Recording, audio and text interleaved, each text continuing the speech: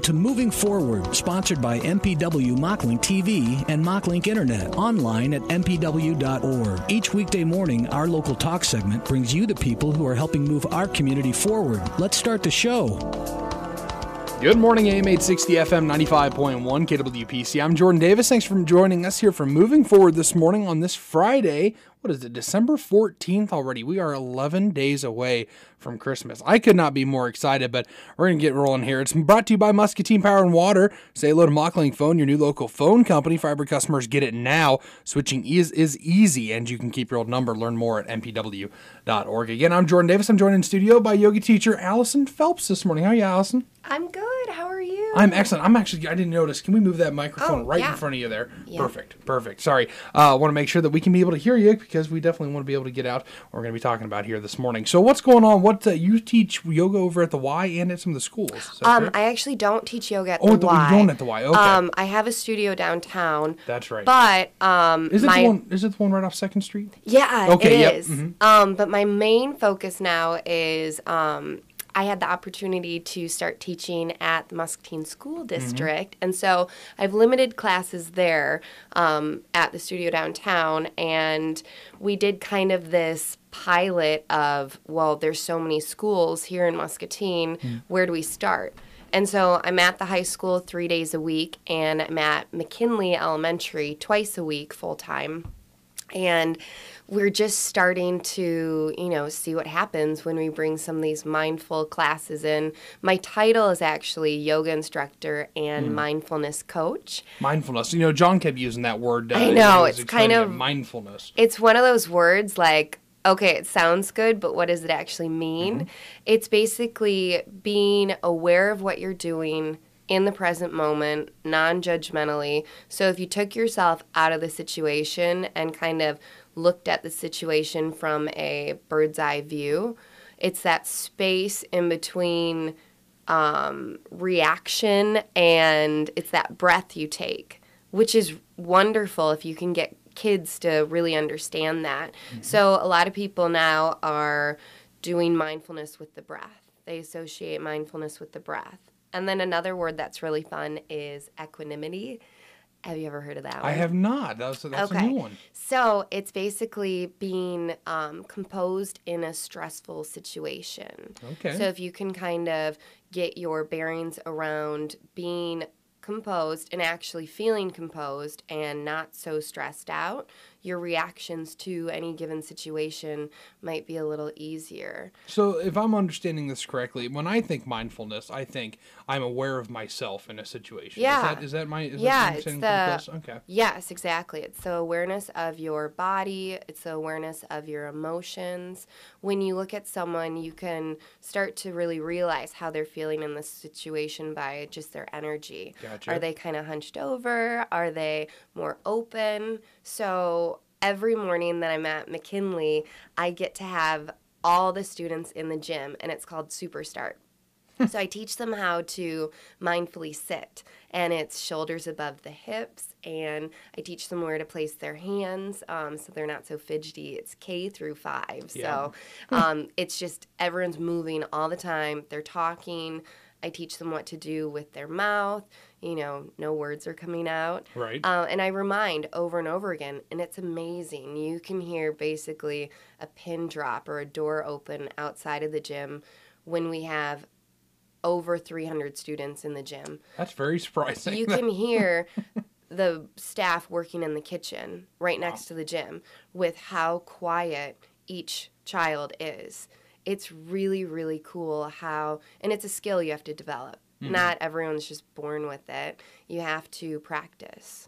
Just like your poses, just like anything else you'd practice. It's really, really neat.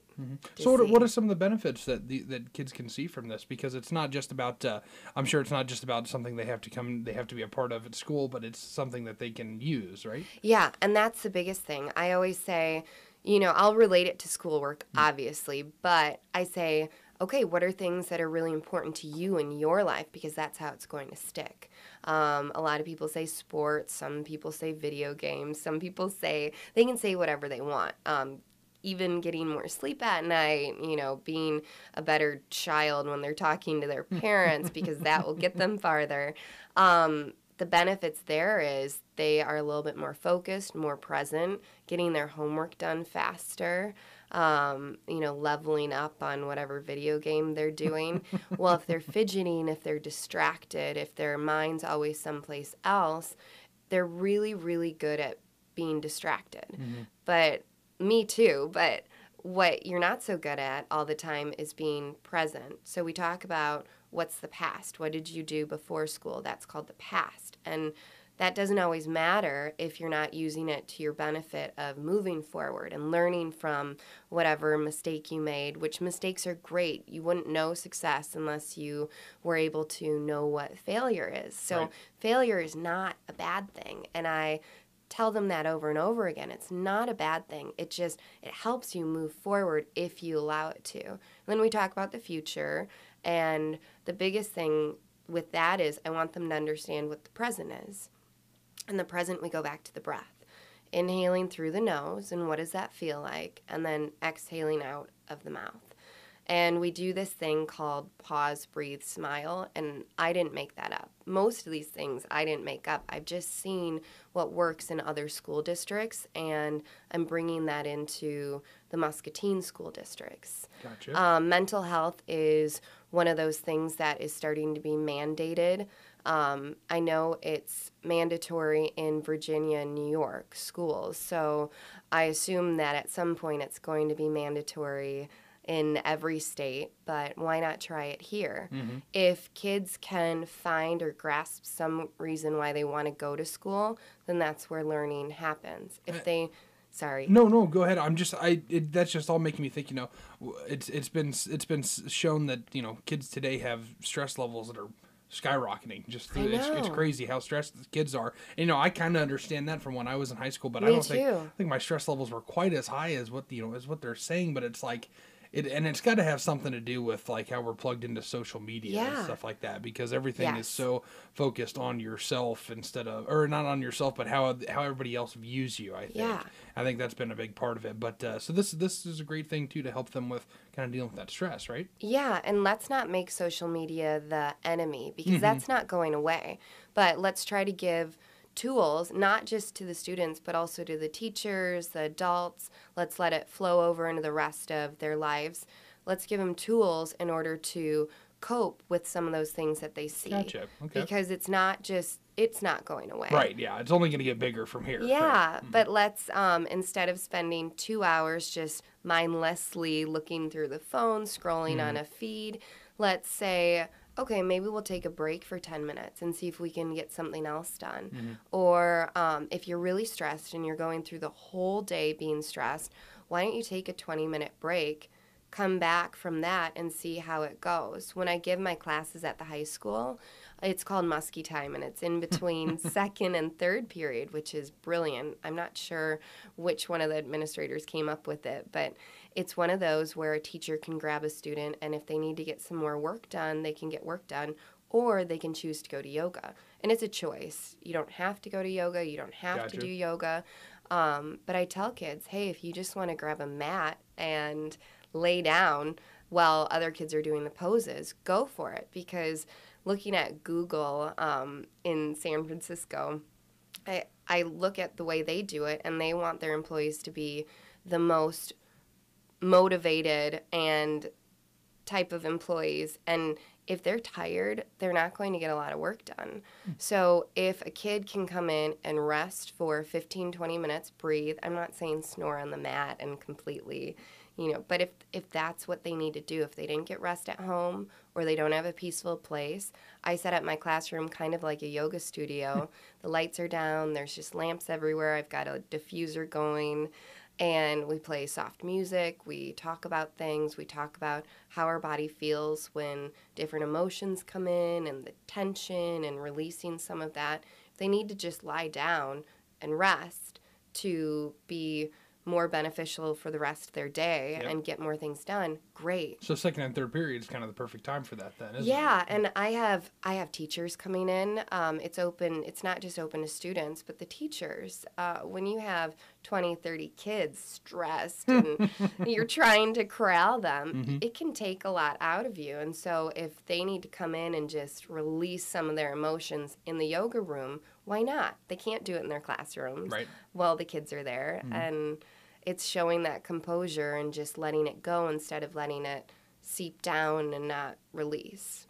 That's really interesting. It's really an interesting take on it because, I've what was it? 3 years ago we took a couple of yoga classes that were free on our campus. You did. And it was really fun. Some of it was a little difficult for me because I'm not quite been that way, or my balance might not be the greatest for some of that stuff, but it was relaxing, and it was you focus on your breathing and stuff like that. Really enjoyed that. So that's really, but it's a practice. So that's when I talk about the failure is fine as long as you come back to it. And some days you're going to have your balance, other days not so much, but it's not comparing yourself with the person next to you. Right. It's your experience with it. It's your experience. And before I worked in the school, before I was given the opportunity to work in the school district, I worked at MCSA downtown. Okay. And it was by far one of my most favorite jobs. I worked with Teresa Cardoza and Scott Delkey, and they are amazing teachers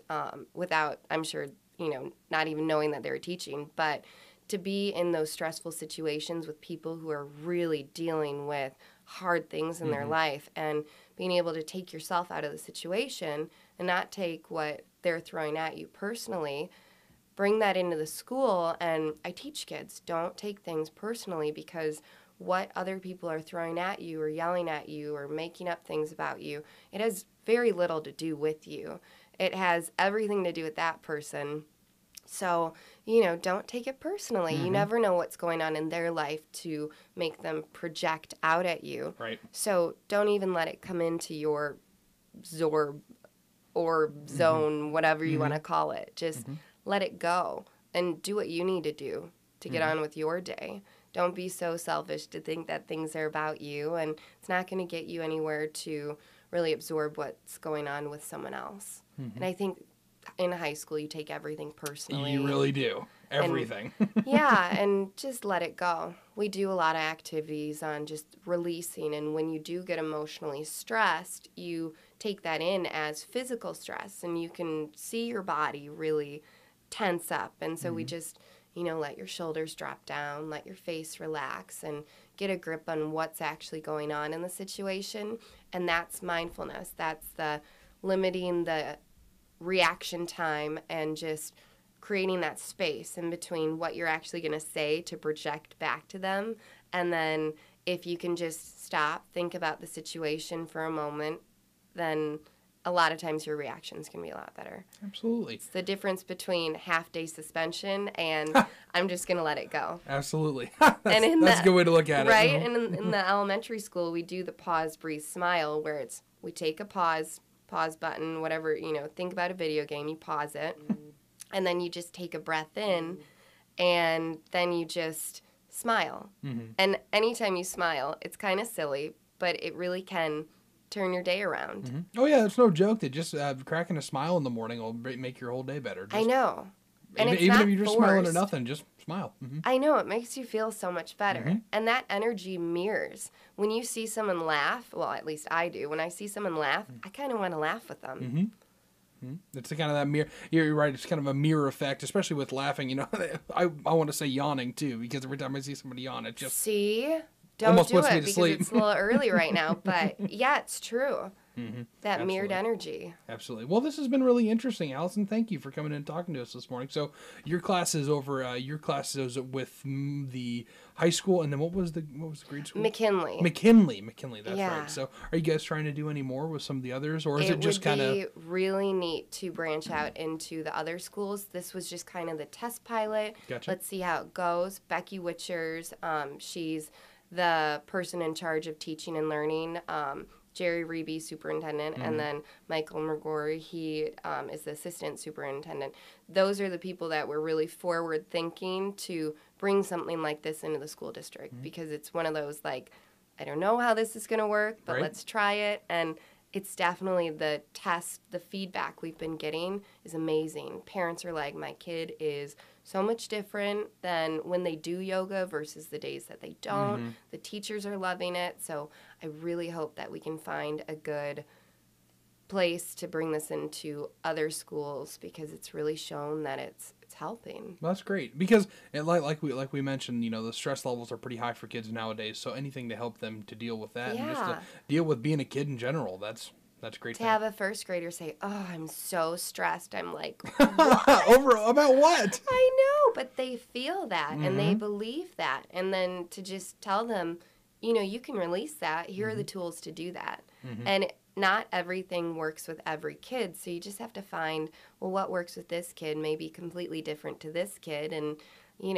if one kid wants to do yoga basketball, I'm going to do yoga basketball with them. If that's how, they'll make a shot and then they do yoga pose. I'll make a shot, then I get to choose the yoga pose. If that works for that kid because they don't want to do yoga, then we're going to do that. That's interesting. Yeah. That's really interesting. Well, that's great. This has been really cool to get to talk to you about this because it's just and the word mindfulness, it keeps coming to my head because it's so interesting to think about trying to be aware of yourself in every situation because sometimes you just let yourself, take control of, you don't really take control of how you're dealing with somebody if somebody's coming up and, like, would you say projecting their onto you. So, yeah, that makes a lot of sense. That's really cool. Yeah. Really cool. Well, thank you so much, Allison, for stopping by and talking to us. It's been a real pleasure. Jordan, I'm so glad you said something because this is awesome. And thank you to John because John. Thanks to John out there. He's running stuff. John's a great guy, and he teaches yoga himself, if I remember correctly. He does. Yeah. He came to my class for years, and then he just got into it, and it was it's incredible. If you can take a yoga class and not judge yourself while you're doing it, it can make a huge difference. That's great. That's excellent. Well, thank you so much, Allison. It's been a real pleasure to have you on this morning. Thanks. Once again, thanks to Allison Phelps. She's stopping by to talk a little bit about her program with the schools here in Muscatine. What a great, cool, and what an interesting thing that is, because it's a great way to help the kids deal with some of the stress in their lives and help dealing with being a kid in general. So once again, this has been Moving Forward, brought to you by Muscatine Power and Water. Experience the best value in entertainment and connectivity with MockLink Internet and TV from MPNW. New subscribers save big on TV or internet. Even more when you take both. Learn more at mpw.org. Again, I'm Jordan Davis. Thanks for joining us here this morning for Moving Forward on the voiceofmuscatine.com.